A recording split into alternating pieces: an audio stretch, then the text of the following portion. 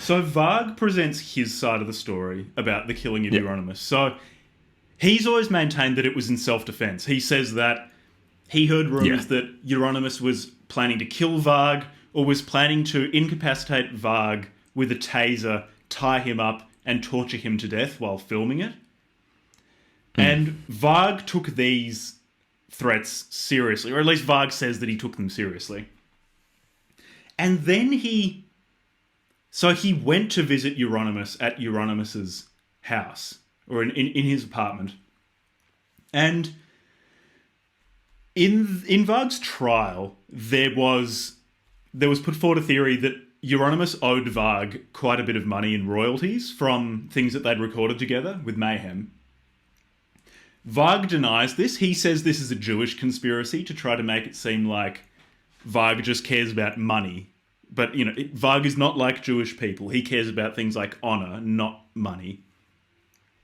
So he says that he arrived at Euronymous' apartment. Yeah. And Euronymous panicked and ran to the kitchen to get a knife to attack Varg with. And Varg said, luckily, he had a knife in his boot that he just because that's. I mean, if you're metal, of course, you've got to walk around black with metal, a if you're knife, true cult, with a knife in your boot. I mean, I kind of wouldn't be surprised if other black metal artists actually do have that, but they mostly have leather wristbands with spikes on them. I guess you could hit someone with one of those. Anyways, fucking metal. So Euronymous ran to the kitchen and got a knife, and then ran to his bedroom to try to get a stun gun. And Varg says that in the trial, they said the coroner's report says that Euronymous died from stab wounds to the chest, but I was there. I know that he stopped living when I stabbed him in the head. Yeah. So Varg talks quite proudly about how he stabbed this guy in the head and in the neck. And according to the coroner's report, he was stabbed in the back 16 times or something. Varg says that wasn't the case. That's because he fell backwards onto broken glass. Yes. Because getting stabbed in the back numerous times doesn't really scream self-defense, does it?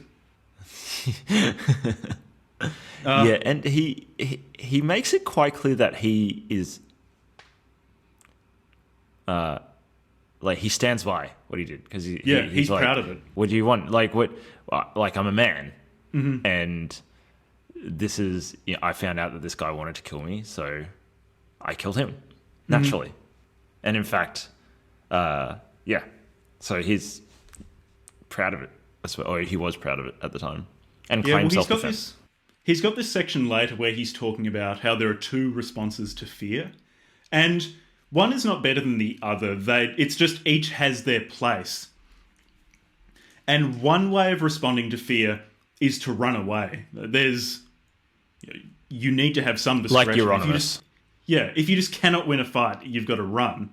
And then sometimes you've got to respond with anger.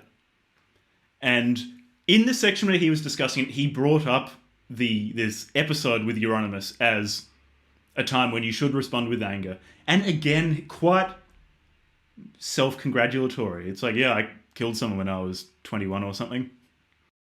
Yeah.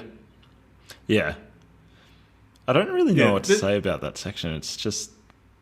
It was disturbing because with killing somebody. we read the Unabomber manifesto, and that guy clearly killed people as well, but he regarded it as... Well, he doesn't. He sort of doesn't he did it from a distance, right? And he regarded it. I mean, it's disturbing in its own way. He was he almost seemed to regard it as a PR campaign, a way to get attention for what he was talking about. Well, it was a successful PR campaign.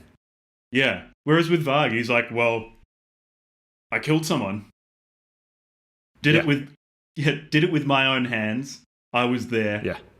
It was in self-defense. This is what happened. It was courageous, an expression of my strength. Yeah, I found this section of the book quite unsettling.